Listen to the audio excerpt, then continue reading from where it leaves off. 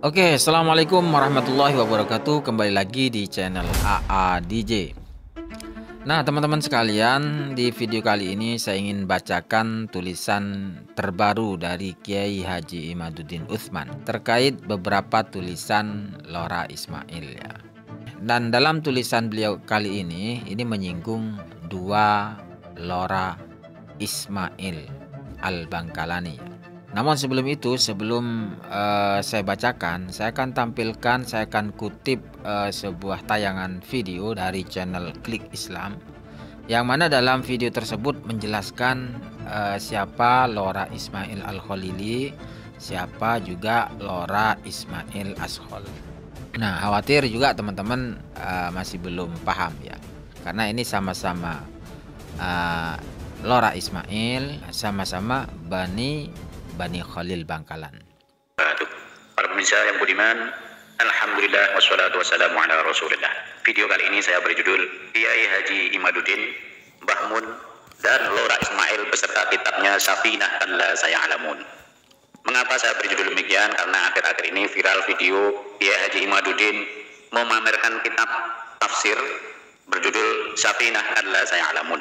Teman-teman semua, ini adalah kitab Safinah Allah Saya Alamun, karangan Syekhuna Syekh Maimun Zubair As-Sarani Ar-Rembani, Jawa Tengah. Beliau mengatakan bahwa kitab itu adalah kitab karangan Kiai Haji Maimun Zubair atau yang dikenal dengan sebutan Mbah Mun. Padahal di situ jelas dicantumkan pengarangnya, penyusunnya adalah Lora Ismail. Namun jangan salah, di sini ada dua Lora Ismail. Yang pertama adalah Lora Ismail Al-Ashkholi dan yang kedua adalah Lora Ismail Al-Khalili. Yang sering mengomentari, mengkonter pendapat-pendapat Kiai Imad dalam tesisnya yang membatalkan nasabah Alawi itu adalah Lora Ismail Al-Khalili. Sedangkan Lora Ismail Al-Ashkholi adalah pengarang kitab Safinah Allah Saya Alamun. Keduanya merupakan murid dari Syekhina Maimun Zubair, dan keduanya juga merupakan murid dari Habib Umar Al-Hafid. Dan yang lebih unik lagi, keduanya juga cicit dari Syekhona Khalil Bangkalan. Namun terlepas dari kekhilafan Kiai Haji Imaduddin ketika menyebutkan pengarang kitab tafsir Allah Saya Alamun, kita semua bisa ambil hikmahnya bahwa dengan sampainya kitab tersebut ke tangan Kiai Imad, setidaknya kita lebih mengenal kitab Safinah Allah Saya Alamun, mengenal siapa Lora Ismail Al-Ashkholi, dan juga bagaimana sosok semuda itu bisa menulis kitab tafsir yang sangat terkenal.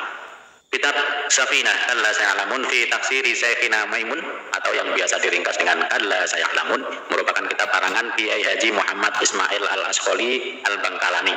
Beliau salah satu majelis keluarga Pondok Pesantren Syekhona Khalil, yaitu putra dari almarhumah Nyai Hajjah Mutmainnah Ashkhol. Adapun nama Safinah, beliau ittiba kepada Habib Salim bin Abdullah Asy-Syatiri, yang mana beliau Habib Abdullah juga memberi nama Safinah pada kitab yang disusunnya sewaktu nyantri kepada Sayyid Muhammad Alawi Al-Maliki. Sedangkan nama Allah Saya Alamun karena Kiai Haji Maimun Zubair sering mengulang-ulang lafaz tersebut ketika mengajar dan menjelaskan keajaiban makhluk Allah Subhanahu wa taala dalam ayatnya. Kitab tersebut berisi tentang beberapa kajian tafsir dan tadabbur dari gurunya Kiai Haji Maimun Zubair, Sarang Rembang, Jawa Tengah. Lora Ismail sewaktu nyantri di Sarang, beliau menulis penjelasan gurunya yaitu Kiai Haji Maimun Zubair yang rutin diadakan setiap hari Minggu. Adapun kitab yang diajarkan adalah Tafsir Jalalain karya Imam Suyuti dan Imam Al-Mahalli. Sebelum wafatnya Kiai Haji Maimun Zubair, salah satu khodamnya meminta Lora Ismail untuk mengumpulkan tulisan yang telah dicatatnya dan sekaligus memberinya tambahan keterangan pengajian Kiai Haji Maimun yang berbentuk rekaman. Akan tetapi Lora Ismail tidak berkenan akan hal itu, karena sebelumnya beliau pernah mendengar bahwa Kiai Haji Abdul Ghafur, putra Kiai Haji Maimun Zubair, dan juga Kiai Haji Bahauddin Nur Salim atau Gus Bah telah mengumpulkan tafsir Kiai Haji Zubair Dahlan dan tafsirnya Kiai Haji Maimun Zubair menjadi dua jilid dengan bahasa Indonesia. Kitab tersebut diberi judul Tafsir Al-Anwar. Namun khodamnya Kiai Haji Maimun Zubair tersebut tak henti-hentinya membujuk Lora Ismail untuk mengumpulkan tafsirnya Kiai Haji Maimun. Bahkan sampai memintakan izin sendiri kepada Mbah Mun dan mengaturkan kepada beliau bahwa sebagian santrinya ingin mengumpulkan tafsirnya, dan Kiai Haji Maimun Zubair pun meridhoinya. Ketika Lora Ismail sowan kepada Kiai Haji Maimun Zubair, khodam tadi mengaturkan kepada Kiai Maimun, "Wahai guru, ini dia orang yang akan mengumpulkan tafsirmu, mau minta izin." Kemudian dijawab oleh Kiai Haji Maimun Zubair, kira-kira seperti berikut ini jawabannya. "Aku tidak tahu apa-apa tentang tafsir kecuali hanya omong-omongan belaka. Di dalamnya terdapat kalam ulama-ulama yang mulia serta memiliki kalam yang kuat." Jawab Kiai Haji Maimun Zubair sambil tersenyum serta berisyarah memberi izin. Oke, seperti itu ya. Dua nama yang banyak disebut nanti dalam tulisan Kiai Mat yang terbaru ini. Dan mungkin teman-teman sudah paham dengan tayangan barusan. Kali ini kita akan bacakan tulisan terbaru dari Kiai Haji Imaduddin Utsman Al-Bantani yang diupload di website Nahdlatul Ulum pada tanggal 16 Agustus 2024. Dengan sebuah judul Dua Cucu Mbah Khalil Adu Argumen, Banten menjadi wasit, nasab alwi tidak tertolong. Sayyid Haidar dari Lasem Rembang, cucu Sayyid Zaini Dahlan Makkah, pada tahun 1978 membuat buku berjudul Sejarah Perjuangan Islam Syekh Nawawi Al-Bantani Indonesia. Dalam buku tersebut, Haidar menceritakan bagaimana Mbah Khalil Bangkalan mengakui Syekh Nawawi Al-Bantani sebagai gurunya. Menurut Haidar, di Makkah antara Syekh Nawawi dan Mbah Khalil sering mengadakan mudzakarah, berdiskusi dan tak jarang berdebat keras. Umur keduanya hanya terpaut 7 tahun lebih tua Syekh Nawawi. Hal demikian menjadikan antara guru dan murid ini begitu dekat dan tidak sungkan-sungkan bertukar pikiran. Dalam halaman 83 dari bukunya, Haidar mengatakan, maka dengan rasa berat Kiai Haji Khalil hanya dapat memohon maaf kepada Syekh Nawawi Al-Bantani dengan jalan surat yang diamanatkan kepada para sahabat-sahabatnya untuk diteruskan kepada gurunya. Ya, memang sejak melakukan perdebatan dengan Syekh Nawawi Al-Bantani berkali-kali itu, dalam hati kecilnya sudah terdapat rasa hormat dan pengakuan bahwa orang yang sedang dihadapinya, sang guru, memang nyata memiliki kelebihan dan patut mendapat tempat kehormatan di dalam lubuk hati nurani Kiai Haji Khalil. Dengan demikian maka wajarlah andai kata Kiai Haji Khalil memformalkan kemudian Syekh Nawawi Al-Bantani itu sebagai gurunya. Pengakuan ini bukan pengakuan ikut-ikutan, tetapi pengakuan yang sebenarnya, pengakuan yang keluar dengan segala ketulusan dan keikhlasan. Pengakuan yang dilandasi oleh keyakinan sesudah mengalami proses perdebatan, diskusi, dan lain-lain setiap hari. Buku sejarah tentang Syekh Nawawi Al-Bantani karya Haidar ini adalah buku yang sangat istimewa. Selain ia merupakan buku pertama yang mengulas tentang sejarah hidup perjuangan Islam Indonesia tersebut, ditambah penulisnya adalah cucu dari Syekh Zaini Dahlan, guru dari Syekh Nawawi Al-Bantani dan Mbah Khalil Bangkalan.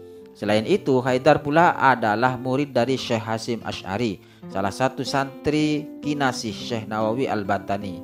Haidar menceritakan bagaimana kisah dirinya ketika mengaji kitab Fathul Qorib di hadapan Syekh Hasyim Asy'ari. Pada tiap-tiap waktu asar, almarhum Kiai Haji Hasyim Asy'ari mengajarkan kitab Fathul Qorib kepada murid-muridnya. Dalam setiap memberikan ulasan-ulasannya, beliau selalu menyisipkan di sana-sini sejarah hidup dan perjuangan gurunya, Syekh Nawawi Al-Bantani. Mereka yang mendengarkan memang tekun dan asyik, termasuk penulis buku ini. Namun bagi yang menceritakan Kiai Haji Hasyim Asy'ari, dalam menyampaikan cerita-cerita itu tentu tergenang air mata terharu. Karena bangga ini menunjukkan betapa dalam rasa cinta dan meresapnya penghayatan almarhum kepada gurunya. Kini nama-nama daerah di atas, Banten, Bangkalan, Jombang, dan Rembang, tengah hangat dalam diskursus nasab alawi yang terbukti batal. Terakhir ada adu hujjah antara Kiai Khalil dan Lora Ismail Al-Khalili dan Lora Ismail Khalili. Keduanya cucu Mbah Khalil Bangkalan. Yang satu mendukung batalnya nasab alawi, yang satu lagi menolaknya. Kiai Khalili bersama penulis adalah sesama anggota LBMP BNU. Penulis sering berdiskusi dengan kiai muda ini. Penguasaan turatnya dalam analisa tajam dan kritis. Sedangkan Lora Ismail adalah lulusan Rembang kemudian menuntut ilmu di Yaman. Penulis belum pernah bertemu dengan sosok kiai muda cucu Mbah Khalil terakhir ini. Cucu Mbah Khalil yang lain yang penulis kenal adalah Lora Usman Khalil, koordinator Nahdlatul Turoth. Kami dulu bersama Lora Usman Khalil dan teman-teman NU lainnya mendampingi Kiai Haji Zulfa Mustafa dan Dr. Ginanjar Syaiban menjadi bagian panitia pameran Turoth Ulama Indonesia serta peluncuran kompilasi 11 kitab ulama Nusantara. dan Pekan Memorial Syekh Nawawi Al-Bantani di Jakarta. Lora Usman pernah mengunjungi penulis di pesantren penulis dan penulis pun pernah mengunjunginya di Bangkalan. Ia memberi hadiah beberapa kitab karya Mbah Khalil, termasuk naskah silsilah Mbah Khalil dari Syekh Salim bin Jindan yang problematis itu. Kiai Khalili menggugat asy-syuhrah wal istifadah dari nasab Ba'alwi berdasar literatur kitab-kitab referensi Ba'alawi sendiri sebelumnya. Lora Ismail berdalil bahwa nasab Ba'alwi sudah masuk dalam kategori asy-syuhrah wal istifadah. Bagi Lora Ismail, sebuah nasab sah hanya dengan teori asy-syuhrah wal istifadah, walaupun tidak dapat dikonfirmasi kitab-kitab sezaman atau yang mendekatinya. Menurut Kiai Khalili, nasab Ba'alwi tidak syuhrah dan tidak istifadah. Ada ketidakkonsistenan literasi Ba'alwi tentang historiografi nasab mereka. Misalnya tentang hijrahnya Ahmad bin Isa bersama leluhur Bani Ahdal yang diklaim terjadi pada tahun 317 Hijriah. Sementara dalam literasi Bani Ahdal hijrah itu terjadi tahun 540 Hijriah. Kiai Khalili berargumen kalau soal tahun saja sudah tidak konsisten dan perbedaan tahun sangat signifikan, bagaimana kejadian faktualnya bisa dipercaya? Ia juga menyatakan bahwa keraguan penduduk Hadramut terhadap kesyarifan keluarga Ba'alwi terjadi turun-temurun. Ali bin Jadid wafat 620 Hijriah yang dalam versi Ba'alwi adalah keturunan ke-8 dari Ahmad bin Isa, masih diragukan kesyarifannya. Sehingga ia diutus keluarga Ba'alwi ke Basrah untuk meminta pengesahan dari seorang qadhi di sana. Bahkan menurut Kiai Khalili pada abad 11 Hijriah nasab Ba'alwi masih diragukan. Ia mengutip kitab Al-Masyra'ur Rawi karya Al-Shili Ba'alawi hijrah 1000 wafat 1093 Hijriah, di mana Al-Shili meriwayatkan bahwa di masanya masih ada orang yang tidak percaya mereka keturunan Nabi Muhammad SAW. Menurut sebagian orang katanya mereka adalah keturunan Sayyidina Ali dari selain Hasan dan Husain. Jadi setelah 748 tahun sejak wafatnya Ahmad bin Isa, keluarga Ba'alwi masih diragukan sebagai keturunan Nabi. Dalam bahasa Kiai Khalili, nasab Ba'alwi tidak pernah disepakati sejak kedatangan Ahmad bin Isa. Dari sana Kiai Khalili mengatakan bahwa klaim nasab Ba'alwi sudah masyhur atau syuhrah wal istifadah itu adalah suatu kebohongan.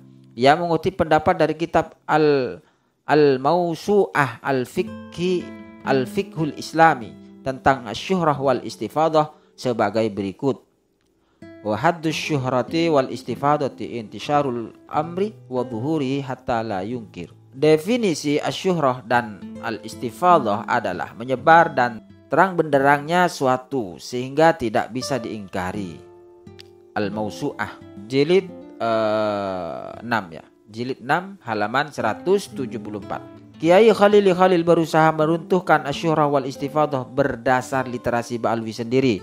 Menurut penulis itu usaha yang signifikan tetapi bertele-tele. Kenapa? Karena informasi-informasi yang terdapat dalam literasi-literasi itu telah terdeteksi tidak valid. Kisah-kisah perpindahan Ahmad bin Isa ke Yaman yang bertaburan mulai abad 9 dalam ratusan kitab sampai hari ini, semuanya hanya berakhir dari satu referensi, Al-Burqah Al-Muthiqah. Dalam ilmu teori para ahli nasab, bayangkan banyaknya kitab walau sampai 140 kitab seperti yang dikatakan Hanif Al-Attas, tidak semuanya bermuara kepada, jika semuanya bermuara kepada suatu sumber maka 140 kitab itu dinilai sebagai satu sumber saja. Jangankan hanya 140 kitab, jikapun nanti dikarang 5.000 kitab tentang nasab Ba'alwi maka tidak berpengaruh apapun terhadap batalnya nasab Ba'alwi. Karena telah terkuaknya bahwa nasab itu diciptakan baru pada abad 9 Hijriah. Sementara pada abad ke-8 sampai abad ke-4 tidak ada kitab nasab yang menyebut nama Ba'alwi sebagai keturunan Nabi Muhammad SAW. Kisah perginya Ali bin Jadid ke Basrah pada abad ke-7 Hijriah itu tidak pernah terjadi. Ia diciptakan sebagai jawaban dari masifnya ulama yang tidak mengakui nasab mereka sebagai keturunan Nabi pada abad ke-9 dan 10 dan 11 Hijriah. Bahkan sebelumnya dalam kitab Thabit Al-Fuad disebutkan bahwa yang pergi ke Basrah itu bukan Ali bin Jadid tetapi Ubaid. Hakikatnya baik Ubaid maupun Ali bin Jadid tidak pernah pergi ke Basrah untuk isbat nasab. Tidak ada. Jadid sendiri tidak ada kaitan keluarga dengan Ubaid. Ia adalah ulama hadis yang diaku-aku sebagai keluarga Abdurrahman As-Segaf pada abad ke-9 Hijriah. Kiai Khalili telah mampu menyuguhkan kepada Lora Ismail sebuah pepesan kosong, yaitu sejarah rekaan yang diletakkan dalam kitab-kitab yang antara satu dan yang lainnya saling kontradiksi. Asyuhrah wal istifadah sebagai peluru Lora Ismail membela nasab alwi kini hancur berkeping-keping ketika Kiai Khalili membeberkan kemasyhuran penolakan setiap masa para ulama kepada nasab Ba'alwi berdasar literasi Ba'alwi sendiri. Lora Ismail ketika bersikukuh bahwa metode kitab nasab yang sezaman atau yang mendekati itu bukan syarat mutlak, menuduh penulis tidak memahami perbedaan antara turok, metode-metode penetapan nasab dan syarat-syarat, kata Lora Ismail. Dan syarat-syarat, kata Lora Ismail, kitab nasab adalah salah satu cara turuk dalam mengkonfirmasi sebuah nasab. Catat ya, turuk bukan syurut. Jadi andaikan suatu cara itu tidak bisa digunakan, maka masih ada banyak cara isbat lain yang Jadi andaikan suatu cara itu tidak bisa digunakan, masih ada banyak cara isbat lain yang para ulama sebutkan, termasuk syuhrah wal istifadah, sahadah, pengakuan suatu kabilah dan cara lainnya. Sebenarnya capek menjelaskan berulang-ulang tentang masalah elementer ini. Penulis pernah menjelaskan proposisi itu untuk Pak Fathur dan Gus Naji. Tetapi baiklah, mudah-mudahan saja Lora Ismail kali ini faham. Betul, metode penetapan nasab itu banyak, tetapi tidak semua metode itu bisa digunakan dalam menetapkan nasab orang yang sudah 1000 tahun lebih seperti Ubaid. Di sana ada metode, ada juga syarat. Setiap metode memiliki syarat masing-masing. Mari kita terangkan satu-satu dengan contoh masing-masing biar faham ya. Kadang sebuah teori yang tidak diberi contoh itu akan sulit dipahami. Kata Lora, metode menetapkan nasab itu selain kitab nasab ada banyak, ada syuhrah wal istifadah, ada syahadah, ada ikrar dan lain-lain.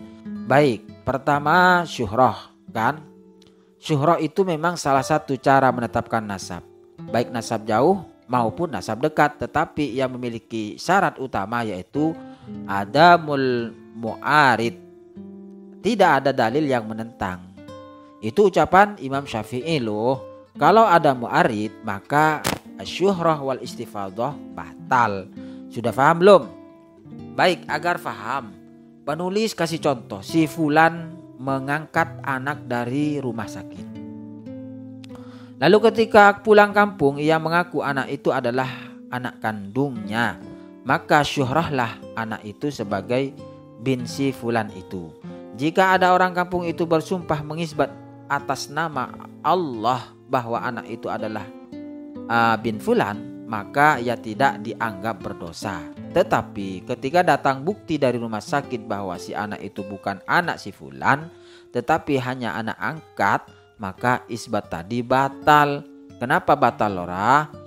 Karena ada mu'arid, dalil yang membatalkan. Dan selanjutnya orang lain tidak boleh bersumpah mengisbat anak itu sebagai bin fulan lagi. Kalau dia masih berani mengisbat, maka hukumnya ia berdusta dan berdosa. Begitu, Lora, sudah paham kan? Ubaid sudah syuhrah hari ini sebagai anak Ahmad bin Isa, itu betul. Minimal sebelum adanya tesis penulis. Tetapi kemudian datang mu'arid, yaitu kitab Asy-Syajarah Al-Mubarak dari abad ke-6 Hijriah, yang mengatakan bahwa Ahmad bin Isa hanya punya anak 3, Muhammad, Ali, dan Husain. Maka syuhrah hari ini otomatis batal, tidak bisa dipakai lagi, gitu Lora. Apalagi sesuai penjelasan dari saudara Lora, Kiai Khalili, bahwa nasab Alwi sama sekali tidak pernah syuhrah dan istifadah di masa lalu, karena setiap masa ada yang mengingkari. Metode kedua, syahadah, yaitu kesaksian 2 orang saksi. Metode ini, Lora, untuk orang yang hari ini ada, bukan untuk nasab yang sudah 1000 tahun lebih seperti Ubaid. Silahkan Lora buka kitab Al-Muqaddimah halaman 62. 2. Metode penetapan nasab adalah dengan cara adanya 2 bukti syar'i, yaitu kesaksian 2 laki-laki muslim yang merdeka baligh yang diketahui keadilannya dengan berdasarkan pengalaman atau rekomendasi, maka wajib menggunakan pendapat kedua. Aku berkata, sesungguhnya metode ini bukan untuk menetapkan nasab kabilah, tetapi digunakan untuk menetapkan nasab anak kepada bapaknya. Nah, jelaskan Lora. Syahadah tidak bisa digunakan untuk nasab Ubaid. Masa 2 saksi hari ini bersaksi bahwa demi Allah saya bersaksi bahwa Ubaid adalah anak Ahmad. Ini bisa diguyup pitik, Lora.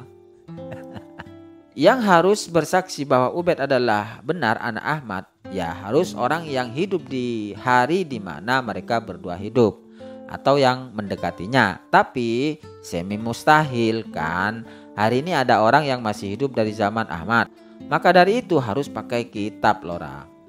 Lalu karena tidak ada kitab yang bersaksi di abad ke-4 dan 5 tentang seluruh anak Ahmad bin Isa, maka kita menggunakan kitab abad ke-6 sebagai hujah. Begitu, Lora. Sudah 2 tuh. Metode syuhrah tertolak. Metode syahadah tidak bisa digunakan. Apalagi itu, Lora? Oh ya, satu lagi, ikrar atau pengakuan. Baik pengakuannya seorang ayah kepada anaknya atau sebuah kabilah kepada seseorang. Ikrar ini pun, Lora, bukan untuk semacam nasab Ubaid yang sudah 1000 tahun lebih. Itu untuk orang yang ada sekarang. Lihat kitab Al-Muqaddimah juga halaman 62. Artinya 3. Metode menetapkan nasab adalah seorang ayah mengakui anaknya, dan ikrar orang berarti itu boleh. Aku berkata, sesungguhnya metode ini tidak dapat menentukan nasab kabilah, tetapi ia dapat menentukan nasab seseorang yang diragukan kesahihannya. Maka ketika berikrar atau ayah mengakui bahwa ia bapak dari anak itu, maka anak itu disambungkan dengan ayahnya dan nasabnya. Jelaskan, Lora. Metode ikrar tidak bisa menetapkan nasab Ubaid yang jauh, karena yang harus berikrar bahwa Ubaid adalah anak Ahmad, ya Ahmad sendiri. Ahmadnya kan sudah wafat 1000 tahun lalu, maka dibutuhkan kitab sezaman dari tulisan Ahmad. Jika ada bahwa Ubaid adalah anaknya. Jika tidak ada, maka tulisan orang lain juga boleh. Kalau bisa yang semasa. Jika tulisan semasa tidak ada, tulisan yang paling dekat yang dapat ditemukan saja. Yang paling dekat ditemukan adalah kitab Asy-Syajarah Al-Mubarak. Ya sudah bersaksi bahwa anaknya hanya 3 dan Ubaid tidak disebut sebagai anak Ahmad. Lora, kenapa penulis menganjurkan Lora untuk istikharah kepada Allah? Agar Lora diberi ketenangan. Penulis memahami suasana kebatinan Lora. Bukan berarti istikharah adalah salah satu cara mengisbat nasab. Istikharah adalah salah satu cara mengisbat nasab, Lora. Bukan. Istikharah tidak bisa dijadikan hujah dalam menetapkan nasab di hadapan orang. Tetapi ia bisa kita jadikan pedoman untuk pribadi kita sendiri. Maksud penulis, jika sudah beristikharah, apa yang akan kita lakukan bukan hanya berdasar kecenderungan jiwa kita secara subjektif ketika menghadapi suatu persoalan, tetapi ia bisa berdasar nurani yang berlandas ilham Rabbani yang suci. Makanya para wali Allah ketika beristikharah tentang seorang wanita yang ia cintai, apakah harus dinikahi atau tidak, ia berdoa begini, ya Allah, jika wanita yang aku cintai ini baik untukku menurutmu, maka nikahkanlah aku dengannya. Jika tidak baik menurut pandanganmu, walau aku sangat mencintainya, maka pisahkanlah aku dengannya. Berbeda dengan orang yang memaksa Allah mengabulkan kecenderungannya, ia akan berdoa, ya Allah, nikahkan aku dengan Markonah yang sangat aku cintai. Ya Allah, aku tak sanggup jika aku tak menikah dengan Makronah. Ya Allah, aku tak sanggup jika aku tak menikah dengan Markona. Ya Allah, nikahkanlah aku dengan Markona. Laura Ismail penulis yakin insya Allah Ia yang Maha Kasih akan memberi petunjuk jalan yang Ia ridhoi untuk Laura dan kita semua. Amin. Penulis Imaduddin Utsman Al-Bantani.